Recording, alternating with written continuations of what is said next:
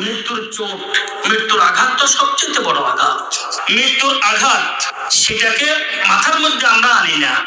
আমরা শুধু কেউ কেউ মানুষটা ভালো আছে, কেউ কেউ এর ভালো আছিল, মারে চায় না, বাবার খবর নেয় নাই, গ্রামের কোনো খবর রাখে নাই, ঢাকাতে ছিল, সরকারি চাকরি করছে, একটা মানুষকে চাকরি দেয় নাই।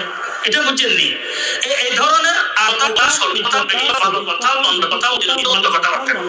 এগুলো আমার নিজের কারণে বসে গেছে, কিন্তু নিজে চিন্তা করে না যে আমার কি অবস্থা হবে।